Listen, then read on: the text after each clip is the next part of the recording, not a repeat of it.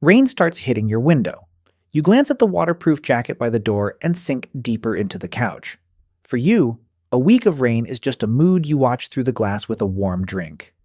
But the same gray sky was a countdown for almost everyone who came before you, because a wet human with no fur loses body heat about 25 times faster than a dry one. So no, rain was never cozy for them. It was one of the most dangerous things the sky could do, and a long cold soaking could kill a person without a single predator in sight. Which raises a strange question. Why would the wettest, most miserable weeks of the year be the ones that made us human? Because here is what almost nobody tells you. Those trapped, freezing, rained-in weeks are not the weeks your ancestors barely survived. They are the weeks they became us.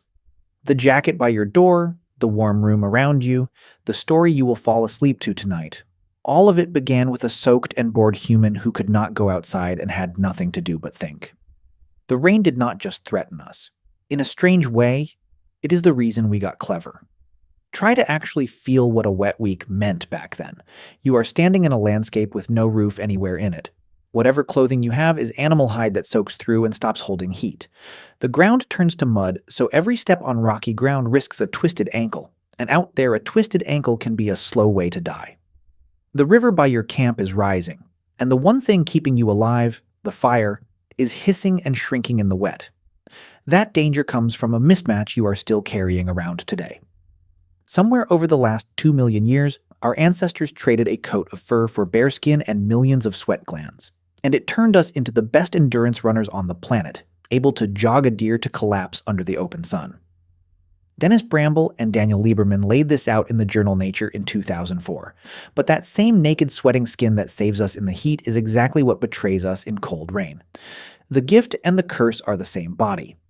You are running ancient software written for a warm, dry savanna inside a world that is very often neither. So what do you actually do when you cannot leave for a week? You start with the fire, because in the rain, the fire comes before food, before shelter, before almost anything else. And here is the unsettling part. For most of human history, people could not reliably make fire from nothing. They kept it. At Wonderwork Cave in South Africa, Francesco Berna and his team found ash and scorched bone a million years deep, 30 meters back inside the cave, sitting in the same layers as stone tools. Fire that old means our ancestors were tending flames long before they could dependably strike one from scratch. So when the rain came down, one job mattered more than the hunt. Someone sat with that fire for hours, feeding it, shielding it, splitting open wet logs to reach the dry wood inside, because if it died in a long cold week, the whole group could die with it. So the fire holds, and you are still stuck inside. What do you do with your hands? You make things. At Sibudu Cave, the archaeologist Lynn Wadley uncovered bedding that is 77,000 years old, whole layers of grass and sedge packed down into sleeping mats. And laid across the top of those mats were the leaves of a laurel tree called Cryptocarya, whose oils kill mosquitoes. They were not simply surviving in that shelter, they were running insect control, 77,000 years ago, on a rainy night we will never see. The making did not stop at beds. At Blombos Cave, also in South Africa, Christopher Henshelwood found a workshop for mixing paint that is 100,000 years old. 2 abalone shells still holding a dried red paste of ground ochre, bone, and charcoal with the little stone tools used to grind it. Someone sat in that cave, probably while the rain came down outside, and ran what is basically an early chemistry set. This was not panic survival. This was slow, patient, planned work by people with time to fill. Then it gets stranger. At a Neanderthal site in France, researchers found a scrap of cord around 50,000 years old. 3 little bundles of plant fiber twisted together into the oldest piece of string ever found. String sounds like nothing, but twisting fiber into cord takes patience, spare hours, and a mind that can hold pairs and sets and counts in its head. The so-called brutish caveman quietly invented the technology that ties nearly everything else together, and almost certainly invented it while waiting out the weather. And when even the tool-making runs out, something appears that no one strictly needs. Art. On the island of Sulawesi, a painting of a wild pig sits on a cave wall at least 45,500 years old. The oldest picture of a real living thing anywhere in the world.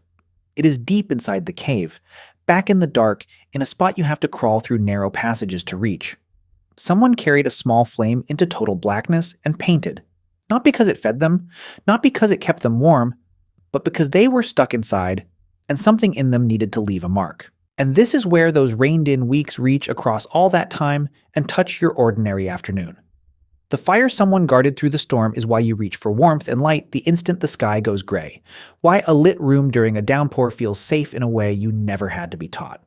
That 77,000-year-old bed with its bug-repellent leaves is the same instinct that has you fussing with the blankets and arranging the pillows just so before a storm rolls in. The twisted cord is the ancestor of every shoelace you tie, every stitch in that jacket by your door, every thread quietly holding your world together. And the painting in the dark is why, when you are stuck inside with nowhere to be, you do not simply sit and wait. You doodle, you build, you scroll, you tell stories, you try to make something out of an empty afternoon. That restlessness you feel on a long gray day is older than farming, older than writing, older than almost everything you own. So why did those weeks make us, and not break us? The real answer is bigger than fire and string.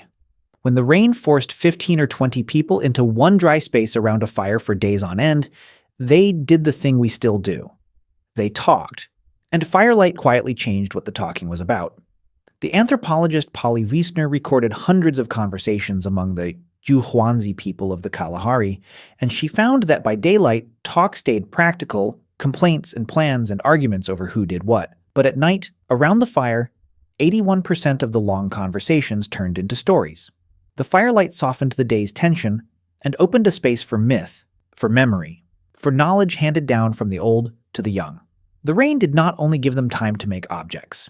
It gave them the room to become a culture, to turn raw survival into stories that outlived everyone who first told them.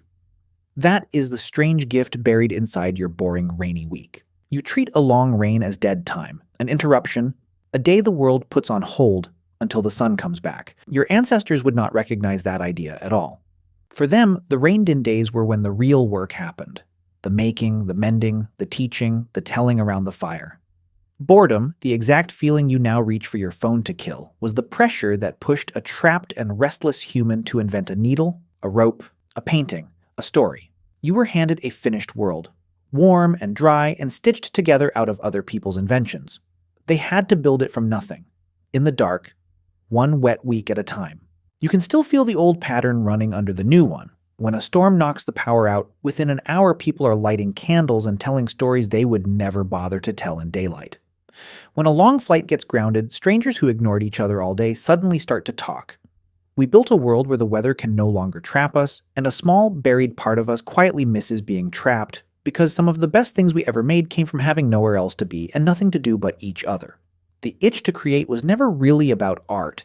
It was about what a human does with an empty, rained-in day. So the next time the rain settles in for days and the light goes flat and gray, look again at that jacket by the door.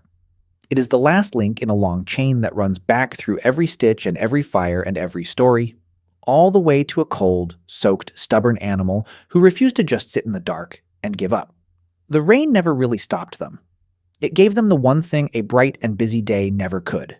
It gave them the time and the boredom and the quiet to become us. And you are what they did with it.